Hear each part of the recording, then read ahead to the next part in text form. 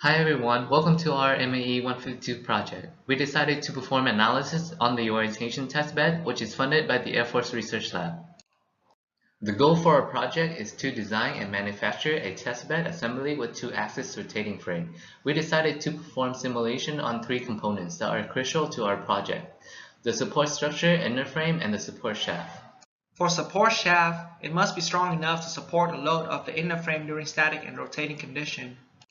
The rotating assembly weighs at 13 pounds and it has to carry a maximum load of 200 pounds.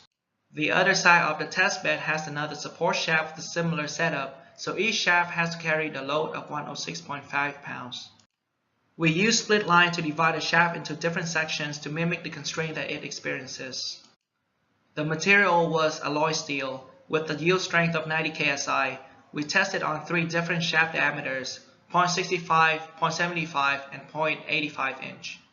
The result of the 0.75 inch diameter yields the highest stress concentration of 7600 psi at the bearing, which is well below the yield strength. Displacement is very insignificant as shown. Buckling factor of safety is up to 1655.4 and critical load at 176,000 pounds of force. These data ensure the performance of the shaft. The inner frame must be able to support the 200 pounds load. This frame is constructed by several aluminum beams connected through each other using L brackets and bolts.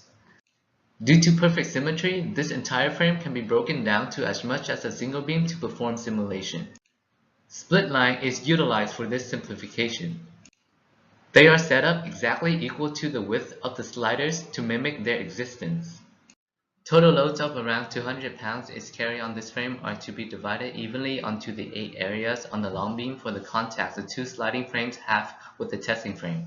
Therefore, each beam will experience two balancing loads over its length, with each load equals to 51 pounds.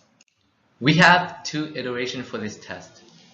From the result, yield strength is at 28 ksi, and the two maximum stresses experienced from both profiles are below the yield strength. We also have quite good buckling factor and critical loads. From these results, we are able to see that the initial design was not as good as the one we could buy from the store.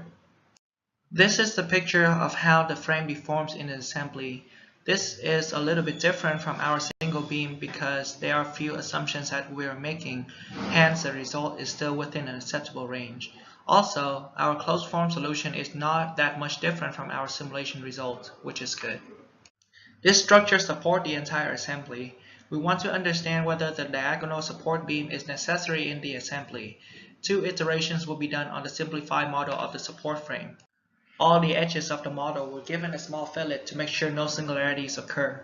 Bonding contact sets were also placed on all touching faces to bond all the beams together to mimic the brackets and bolts. Here is our result. It is clear that the supported beam iteration of the support frame is the logical choice. The diagonal beam does not allow the horizontal beam to bend as much as if it was not there. Most of the stress is moved from the connecting area of the horizontal and vertical beams to the connecting edges of the diagonal beam. Fatigue is an important factor to consider because the unsupported assembly feels a larger stress, so it would have a shorter lifespan. The unsupported assembly would wear out in the front and back edges of the connecting areas of the two beams. In conclusion, unsupported beam offers more than enough support for the load the frame is designed for. Thank you for listening to our project. Thank you.